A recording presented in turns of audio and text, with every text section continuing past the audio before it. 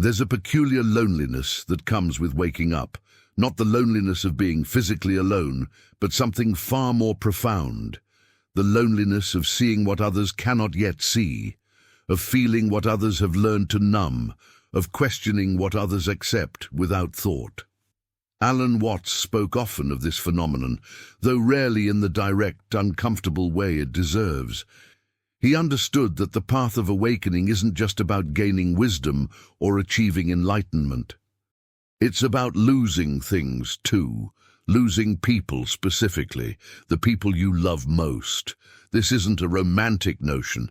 It's not the hero's journey where you triumphantly leave everyone behind to find yourself on a mountaintop. It's messier than that.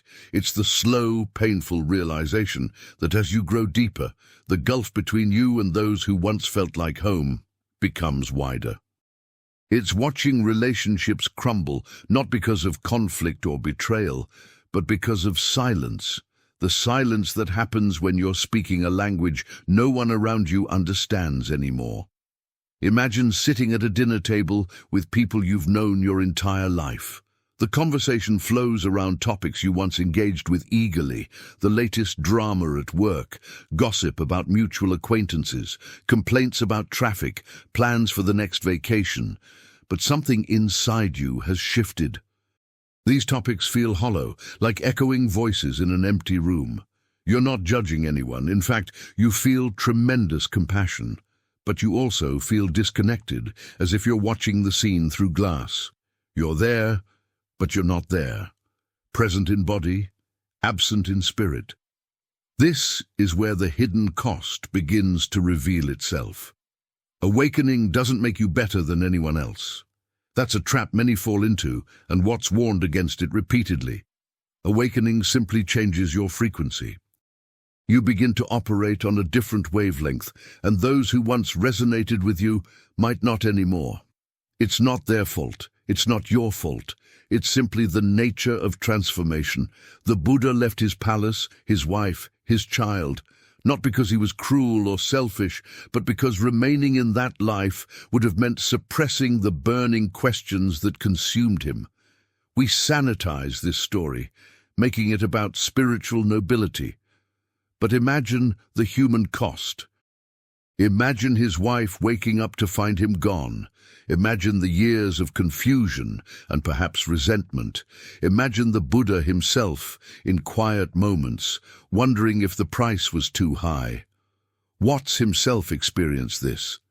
His personal life was marked by multiple marriages, complex relationships, and periods of profound isolation.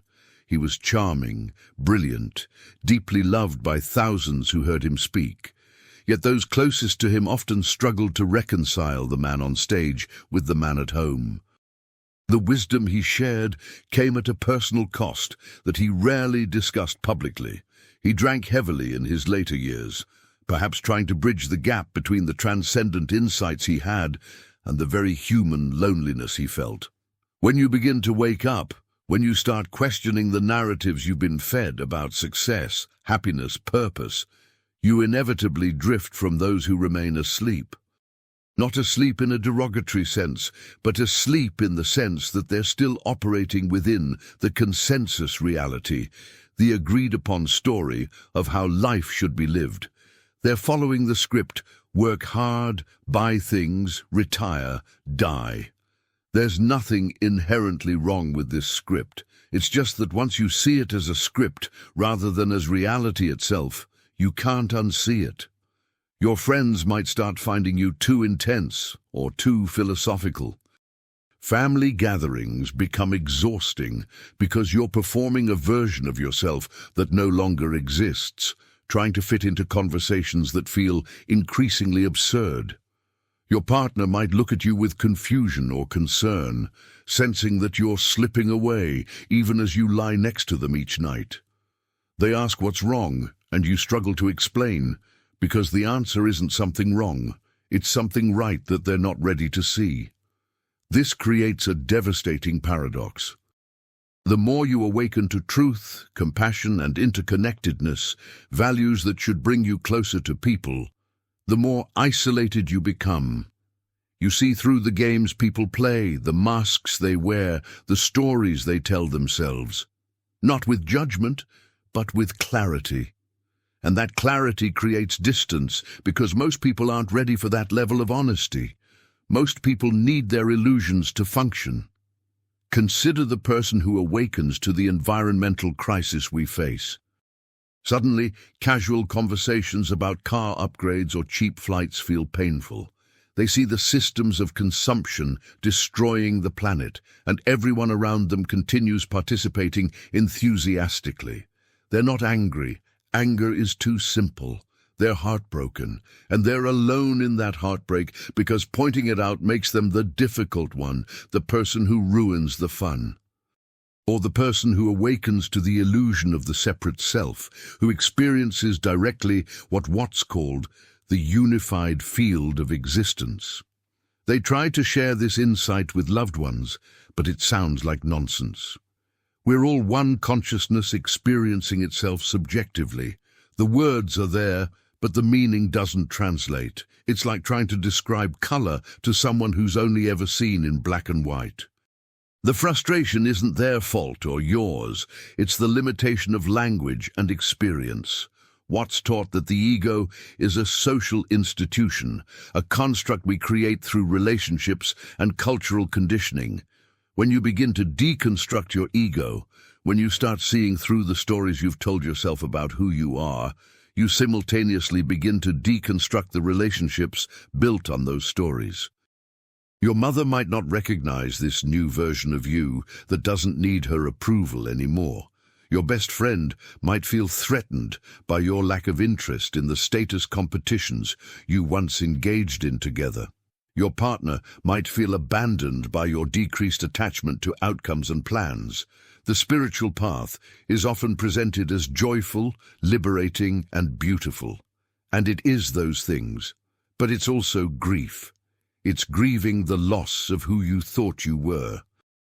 It's grieving the loss of relationships that can't evolve with you. It's grieving the innocence of not knowing what you now know. This grief is rarely discussed in spiritual communities because it doesn't fit the narrative we want to sell. We want awakening to be all light, but real awakening includes the darkness of letting go. There's a reason Jesus said, "I have not come to bring peace, but a sword. For I have come to set a man against his father and a daughter against her mother." This isn't about creating conflict for its own sake. It's about the inevitable division that truth creates. When you commit to truth, to seeing reality as it is, rather than as you wish it were, you will lose people. Some temporarily, some permanently. Not because you want to, but because the path demands it. The question then becomes, is it worth it? Is the awakening worth the loneliness? Is the clarity worth the cost of connection? Watts would say these are the wrong questions. The real question is, can you go back? Once you've seen through the illusion, once you've tasted the freedom of consciousness beyond ego, can you willingly return to sleep? For most, the answer is no. The genie doesn't go back in the bottle. You can't unknow what you know, so you find yourself in this strange territory, too awake to fit in where you came from, not yet fully established in a new community of consciousness. You're between worlds, and it's uncomfortable.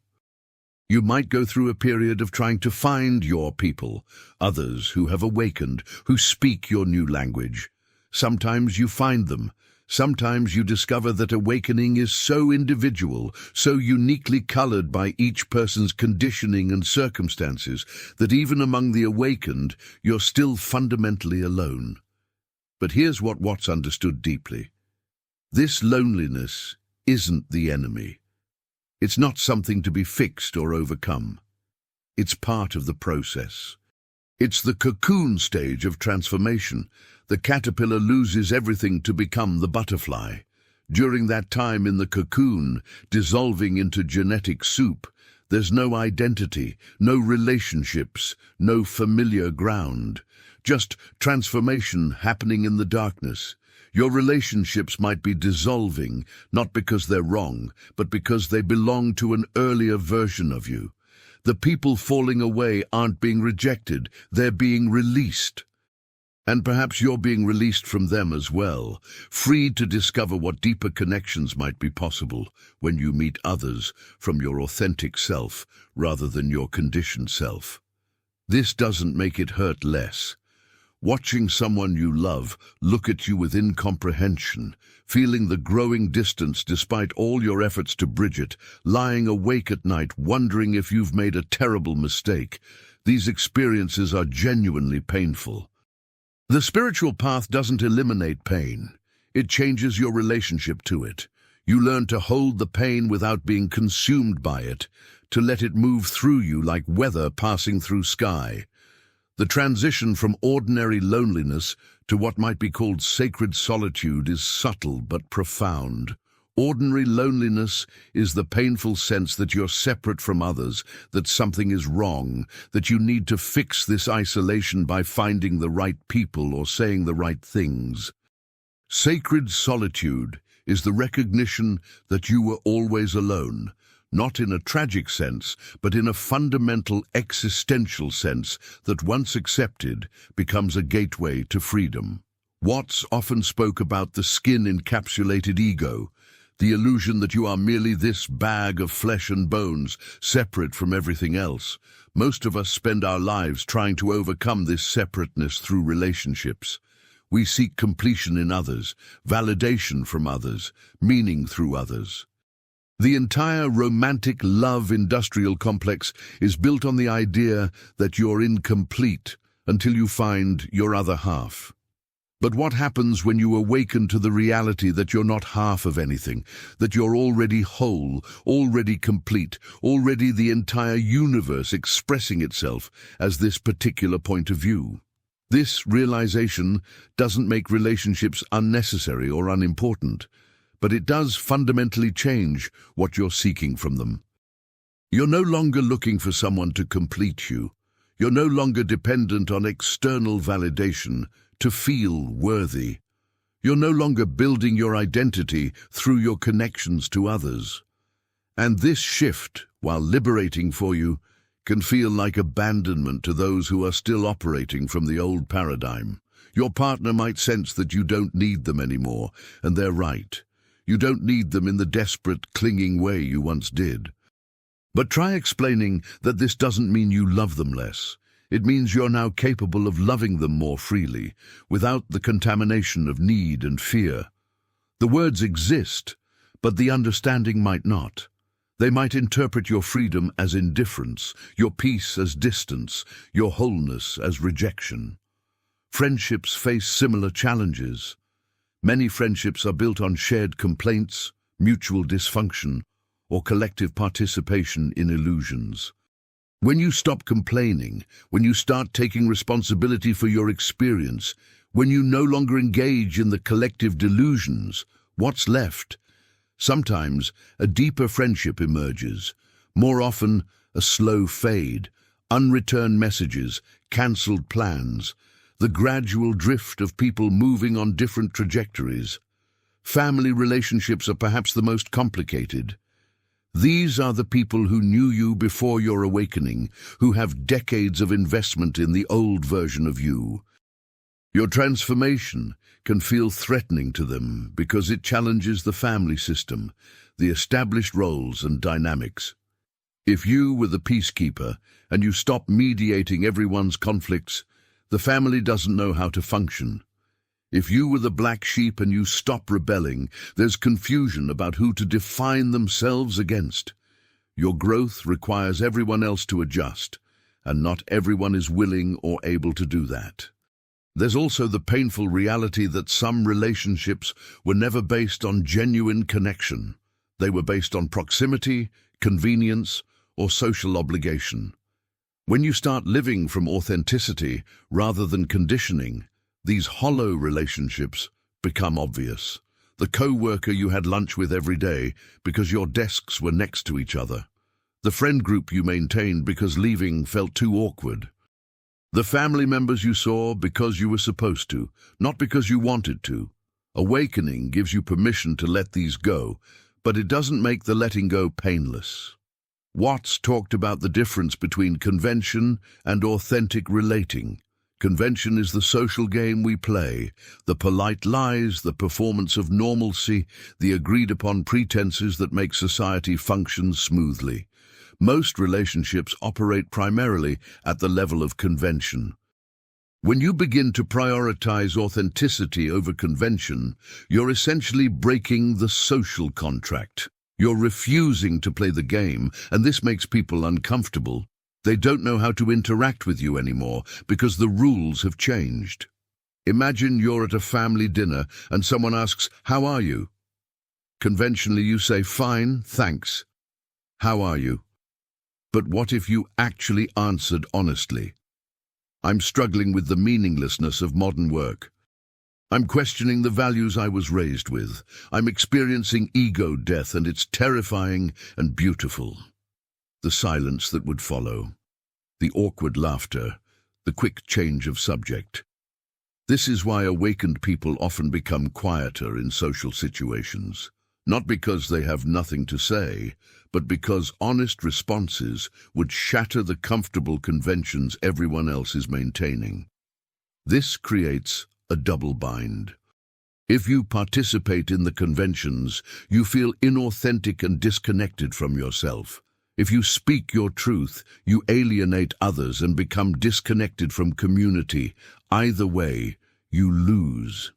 The only way through is to accept the loss as part of the transformation, to stop trying to maintain relationships that require you to be less than you are. There's a grieving process here that's important to honor. You're not just losing people, you're losing versions of yourself that existed in relationship with those people. The you that your mother still sees, the you that your old friends remember, the you that your partner fell in love with. These versions die as you awaken, and their death deserves acknowledgement. You can't rush through this grief. You can't spiritual bypass your way past it by telling yourself it's all illusion anyway. The pain is real, even if the separate self experiencing it is ultimately illusory. Watts himself struggled with this. His lectures were attended by thousands who felt deeply connected to him, yet he often felt profoundly alone. There's something poignant about teaching interconnectedness while experiencing isolation. He drank, not just for pleasure, but as a way to bridge the gap between the transcendent awareness he accessed and the very human loneliness he felt. This doesn't diminish his teachings. If anything, it makes them more valuable because they came from someone who knew both the heights of consciousness and the depths of human struggle. The paradox is that the more you awaken to the interconnectedness of all things, the more you might feel isolated in your daily human experience. You know intellectually, even experientially in moments, that separation is illusion. Yet you still live in a body, in a specific location, with specific people who may or may not understand you. The cosmic and the personal don't always align neatly. This is where sacred solitude becomes not just acceptance, but embrace. You stop fighting the aloneness. You stop trying to fill it with noise, activity, or increasingly desperate attempts at connection. You turn toward it, the way you might turn toward the sun, and you discover something unexpected. The solitude isn't empty. It's full of presence, of awareness, of the silent hum of existence itself. When you're no longer afraid of being alone, your relationships transform. You stop clinging, you stop manipulating, you stop trying to control how others perceive you. You show up as you are, and if that's not acceptable to someone, you let them go with love rather than chasing them with need. This doesn't mean you become cold or detached. It means you become free. And freedom, it turns out, is both the most attractive and most threatening quality you can embody. Some people will be drawn to your freedom. They'll sense something different about you, something authentic and alive. These become your new community, not based on shared circumstances or social obligation, but on genuine resonance. These relationships tend to be deeper, more honest, and more spacious. There's room to grow, room to change, room to be fully yourself without fear of abandonment. But for every person drawn to your authenticity, several others will retreat. Your freedom reminds them of their own captivity. Your peace highlights their anxiety. Your clarity illuminates their confusion. This isn't your fault or your responsibility. You can't awaken anyone else. You can't make them comfortable with your transformation. All you can do is continue on your path and trust that those meant to join you will, and those meant to fall away will do so for everyone's highest good. There's a teaching in Buddhism about the middle way, about avoiding the extremes of asceticism and indulgence. This applies to relationships too. You don't need to become a hermit, rejecting all human connection in pursuit of enlightenment. But you also don't need to compromise your awakening to maintain relationships that no longer serve your growth. The middle way is being fully present with others when you're with them, while also being fully at peace when you're alone. Watts loved social gatherings, good food, wine, conversation. He wasn't an ascetic sitting alone on a mountain. Yet he also spent considerable time in solitude, in contemplation, in the silence where insights emerge. He understood that both connection and solitude are necessary, that the awakened life includes both engagement and withdrawal, both speaking and silence. The hidden cost of awakening isn't that you lose everyone, it's that you lose everyone who can't meet you where you are. And you discover that where you are is both further from most people and closer to everything. You're more alone and less lonely. You're less connected to individuals and more connected to existence itself. The people who fall away create space for deeper connections, for silence that speaks, for solitude that heals. This journey requires tremendous courage. It requires the willingness to be misunderstood, to disappoint others, to be labeled as different or difficult or strange. It requires letting go of the security that comes from fitting in, from being approved of, from maintaining relationships at all costs. The cost of maintaining those relationships, you discover, is yourself, and that's a price you're no longer willing to pay. So you walk this path, sometimes with companions, often alone. You learn to find beauty in the solitude, wisdom in the silence, freedom in the letting go. You discover that you don't need to be understood by everyone. You don't need to maintain connections that require you to be small. You don't need to explain yourself to those who aren't asking genuine questions.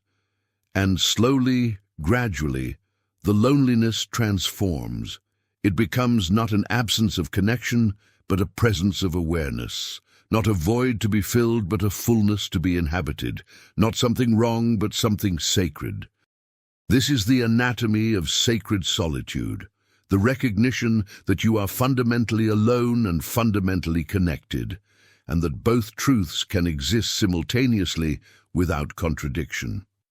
There's a famous sequence of images in Zen Buddhism called the 10 ox herding pictures.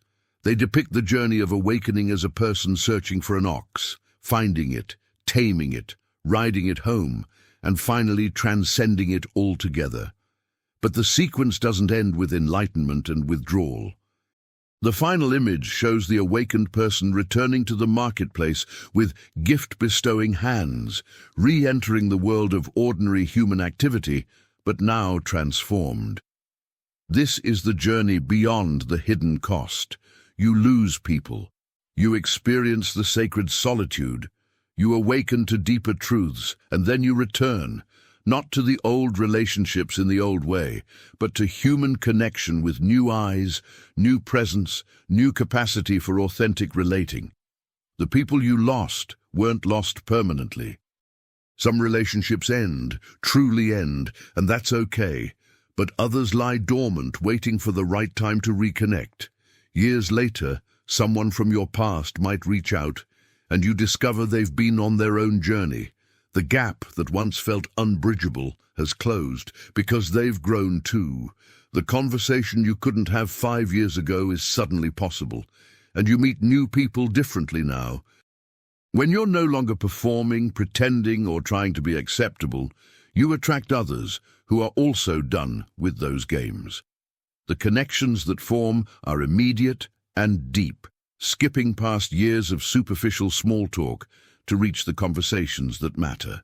These are your true companions, not necessarily lifelong, but real while they last.